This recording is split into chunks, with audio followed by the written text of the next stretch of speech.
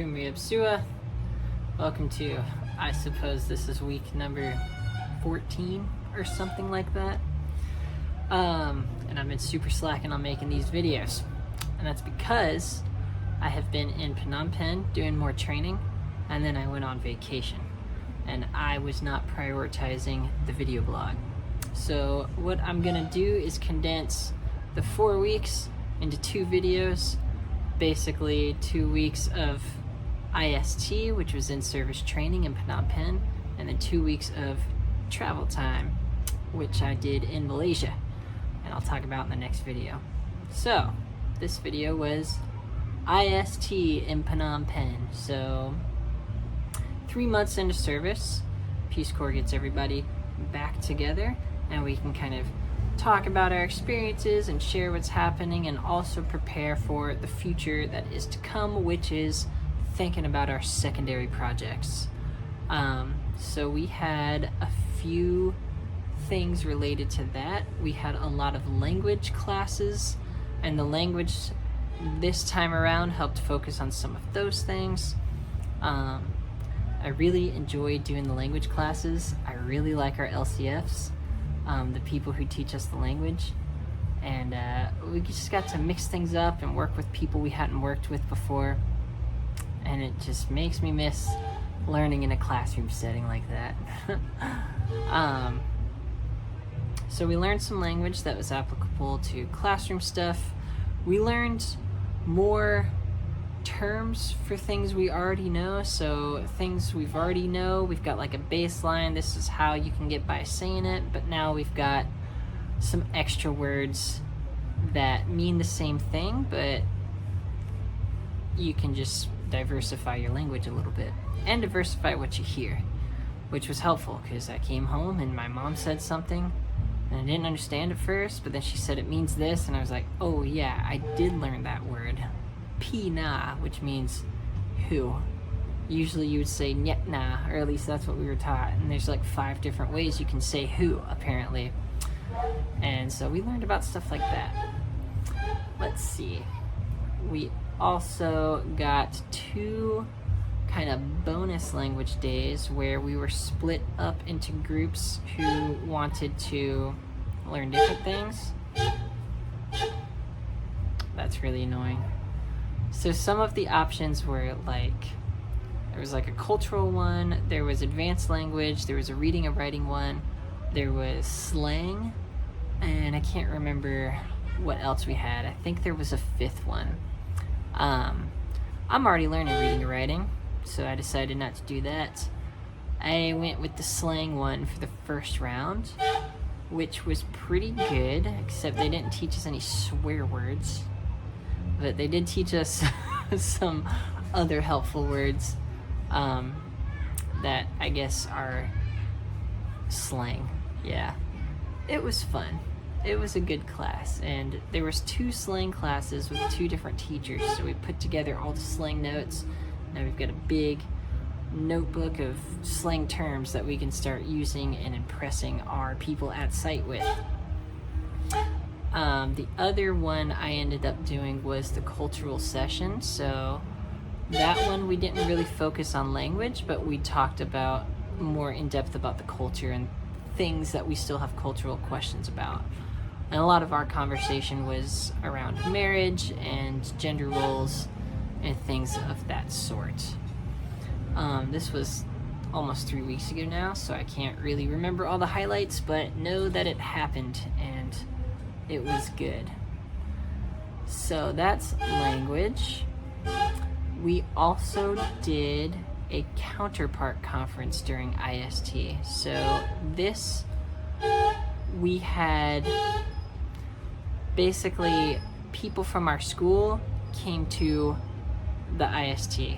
So one teacher, one co-teacher, and one school director came from our sites and came to the place, and we had a big conference with them and kind of discussed what is everyone's expectations of each other. Like, what do the teachers want from us? What do we want from the teachers? The counterparts had a big day of stuff before we got there. So we only got there for like, we spent maybe 3 hours with our counterparts, and they were doing some other kind of training while we were doing language. I'm not super stoked on the counterpart conference, mostly because we just did, I feel like we went over things that should already be known and expected, like the kind of communication, like what is expected of the volunteer and the counterparts and the co-teachers. Like, I feel like that should already be known 3 months into the program. But that's pretty much what we talked about. So like the primary teachers got together and said, this is the roles and responsibilities of each of these people. And then the school directors did the same thing of the primary, and then the co-teachers of the primary, and then the secondary teachers did their thing, on and on and on. And we all made big posters about what we think each person in their role should be, and then we presented them. So like I said, I feel like everybody should be on the same page about that already. That's just my opinion. But we still had this big fun day anyways, and it was kind of cool to hang out with our counterparts outside of the school setting. The primary teachers decided they want the primary school directors decided they want primary teachers to start teaching 3rd grade. So I am supposed to start teaching 3rd grade, but I think I'm gonna talk with my school director and hopefully start next year, because I think it makes more sense to start at the beginning of a new school year rather than in the middle of a year.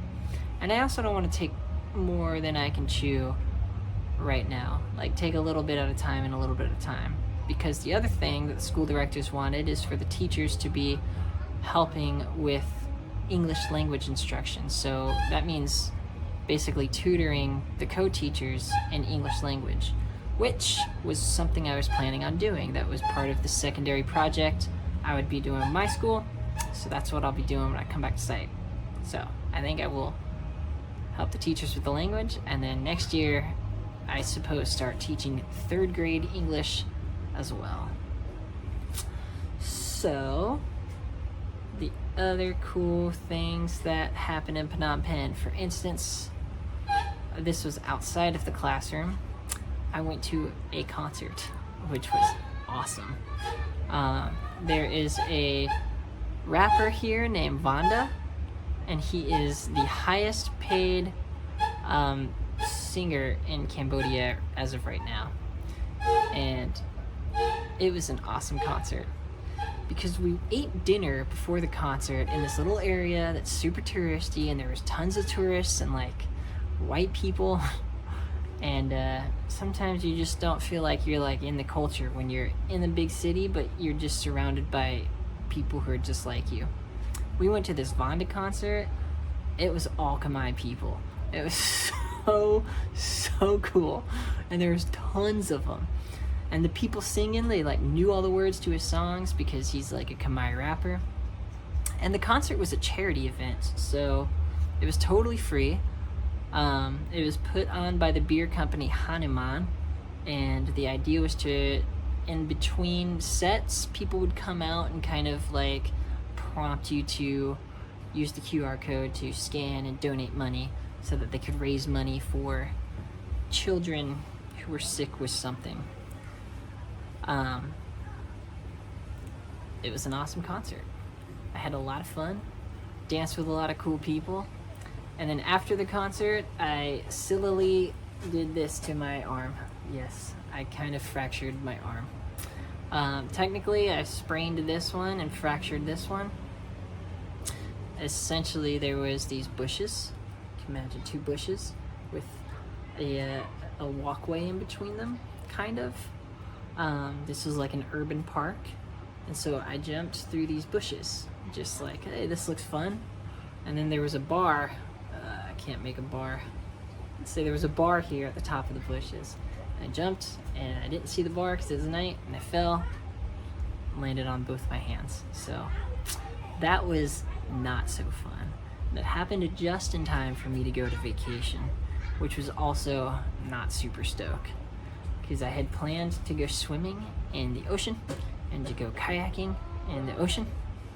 And the doctor said I shouldn't do either one of those things. I at least shouldn't get this thing wet.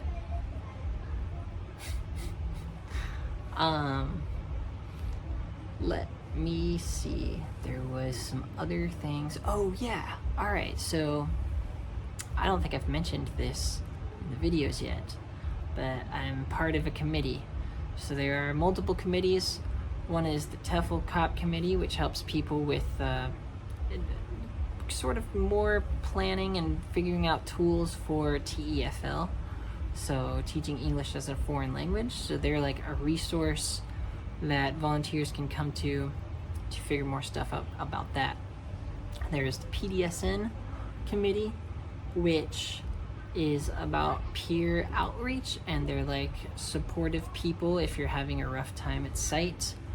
And they did a really, really good presentation. It was like a privilege walk, I suppose, where we all lined up, and then people who have certain privileges would move forward and others would move back. So like if you ever felt discriminated against because of your color, right, like you would move backwards. And if you feel like your skin color has never stopped you from like getting a job or something of that effect, you move forward, right? And so that is to see just like the diversity of who's got privilege and what is privilege. And it was really cool project. I'm blanking on the word. Activity, yes. I've done one of those before, and it really shows what privilege is. Like, you don't think about it, and I feel like, especially being someone of my demographic, we're really blind to what privilege is, because white, straight, cisgendered male has all of the privilege, right? And so we kind of go through life and no one's being racist to us or making fun of our sexual orientation, or there's not all these like implicit jokes in the media about people like us. And so I think it's really easy for people of like this demographic to just think, why is everyone else complaining, right? It's because we've got these blinders, right? And until you do something like these privilege walks, and just understand like what other people are going through, you know, you're kind of ignorant to it. That's at least what I learned when I first did one of these things. So it was cool that they brought that into the cohort, and we did this again as a team. And I think it's just always a good experience. It's a learning experience, right? There's like power to doing something like that. Anyways, that was awesome of the PDSN group. If you're watching, thank you guys. And then I don't remember, there's another group I think meant for applying for grants that would help like get the monies, but they don't really assemble that group until later because we're not doing monies yet. And then there's my group, which is the SICK committee, and I forget exactly what SICK stands for because I'm such a great team member. But basically we are sort of liaisons between the staff and the volunteers. So one of our tasks before IST was to send out a survey to all the volunteers and be like, hey, how did your site integration period go? What were your struggles? Did you feel staff adequately supported you? Things of that nature. And then we take all the volunteer feedback, and then we have a meeting with staff and we say, this is what the volunteers thought of their experience. And I thought maybe at first I would not find this role interesting. I don't know why. I applied for it because it was like, all right, here's a shot for me to be really like take on more leadership responsibilities, right? But being a part of it felt really good. I'll tell you what, like, I guess I had mixed feelings going into it, but now that we've done the thing, I feel really good about having done the thing. because we were able to like hear volunteer voices and like really work with staff to be like, what can we do to make things better? You know, not in like an aggressive, argumentative sort of way, but like, here's the issue, maybe here are some solutions that we could suggest. And the staff seemed pretty receptive to our feedback, which was great. And I think some changes will be made for the next cohort. So good luck to them. Yeah, so that was cool to be a part of. The other thing SICK does, which I was super stoked on, is they put together the talent show. And we had a talent show on the first Thursday of the week, and probably 7 or 8 people were a part of it, including Kenyom. I played a little guitar and sang some songs, but we had other people do all sorts of cool things. A lot of musicians. 2 of the staff even played some ukulele and guitar songs, which was awesome. We had one person look at clips of Avatar and try and determine what episode and what season it is, which is a really unique talent. Other people did a dance. Some people led a song. One girl led sort of a, what do you call it? Like an affirmations, right? She went through some affirmations and then had us sing Roar by Katy Perry. So it was super duper fun. I'm very happy to be a part of that experience. And after that, we had a little karaoke. Yeah, so that's IST in a nutshell. Most of the rest of the stuff was just tedious. You gotta do this because you gotta do this stuff.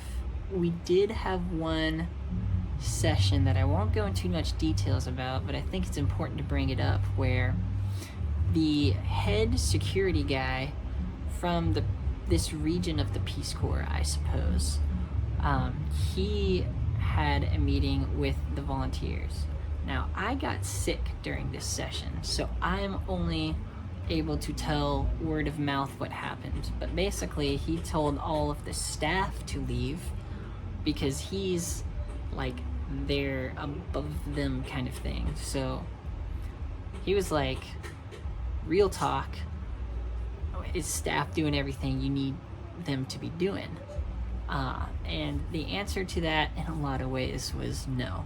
So a lot of volunteers got to voice some of the issues they're having with the staff right now, and this guy Jeremy basically listened, and he's, you know, gonna take that to staff and be like, this is what needs to change. But the staff seemed very receptive of that as well.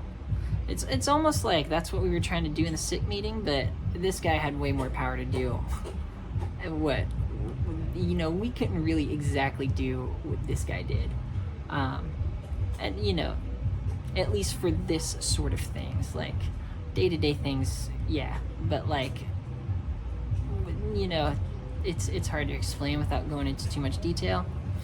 But it seems like it was a really productive session and very necessary for a lot of people, and some changes have been made already. Like I said, our staff seems to be really receptive, and they're willing to change as well. So I appreciate our staff, and I appreciate our cohort. Really stoked to be a part of this community and be out here doing the Peace Corps.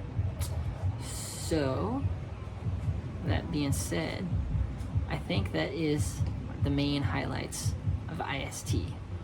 Everything else was just hanging out, going out with friends, getting to connect with some English-speaking people again, and doing a little dancing. Yeah. Watching Dune. We went and saw Dune. Yeah, but that's all. I think that's it for the IST video.